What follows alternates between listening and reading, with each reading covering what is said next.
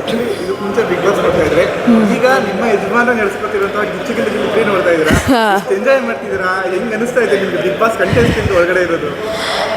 ನೀವು ಎಲ್ಲೋದ್ರೂ ಸುತ್ತಿ ಬಳಸಿ ಬಿಗ್ ಬಾಸ್ ಮುಗ್ದೋಗಿರೋ ಬಿಗ್ ಬಾಸ್ ಬಗ್ಗೆನೇ ಮಾತಾಡ್ತೀರಾ ಅಂತಂದರೆ ನನಗೆ ತುಂಬ ಇಷ್ಟ ಆಯಿತು. ಗೊತ್ತು ನಿಮಗೂ ತುಂಬ ವ್ಯೂಸ್ ಬರಬೇಕು ಅಂತ ನಿಮ್ಮ ಮನಸ್ಸಲ್ಲೂ ಇದೆ ಅಂತಲೂ ನನಗೂ ಚೆನ್ನಾಗಿ ಗೊತ್ತು. ಅಫ್ಕೋರ್ಸ್ ಗಿಲಿ ಸೀಸನ್ 1 ನಾನಿದ್ದೆ, ಈಗ ಸೀಸನ್ 3ಯಲ್ಲಿ ಬಿಗ್ ಬಾಸ್ ಕಂಟೆಸ್ಟೆಂಟ್ಸ್ ಇದ್ದಾರೆ.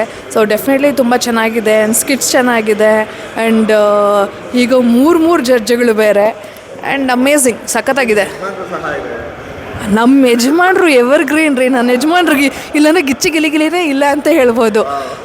ಒಂಥರ ಪಂಚಿಂಗ್ ಸ್ಟಾರು, ಸ್ಮೈಲಿಂಗ್ ಸ್ಟಾರು, ಅವ್ರಿಗೆ ಕೊಟ್ಕೊಂಡಿದ್ದಾರೆ ಬಿರುದು ಸ್ಮೈಲಿಂಗ್ ಸ್ಟಾರ್ ಅಂತ. ಸೊ ಡೆಫಿನೆಟ್ಲಿ ಏನು ಸೂಪರಾಗಿದೆ ಗಿಲಿ ಸೀಸನ್ 3 ಆ್ಯಂಡ್ ಡೆಫಿನೆಟ್ಲಿ ನಾನು ಮಿಸ್ ಮಾಡ್ಕೋತೀನಿ ಆ ಸ್ಟೇಜ್ನ.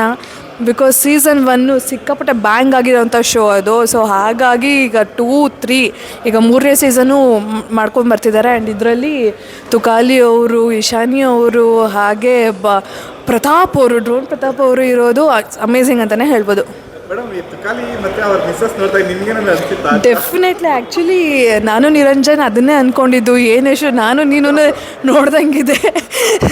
ಸೊ ಹಾಗಾಗಿ ಅಫ್ಕೋರ್ಸ್ ನನಗೆ ಆ್ಯಕ್ಚುಲಿ ಏನು ತುಕಾಲಿ ಹೆಂಡತಿ ಬಂದುಬಿಟ್ಟು ಮಾನ್ಸ ಅವರು ಚೆನ್ನಾಗಿ ತುಕಾಲಿಯವರನ್ನು ಹೊಡಿತಾ ಇದ್ರೆ ನಂಗೆ ನಿರಂಜನೇ ನೆನಪಾಗ್ತಾನೆ. ಪಾಂಡೆ ನೋಡಿ ನೀನು ಹಿಂಗೆ ರೇಗಿಸ್ತಾ ಇದ್ದೆ, ಹಿಂಗೆ ಹೊಡಿತಾ ಇದ್ದೆ, ಎಲ್ಲ ಮಾಡ್ತಿದ್ದಲ್ವ.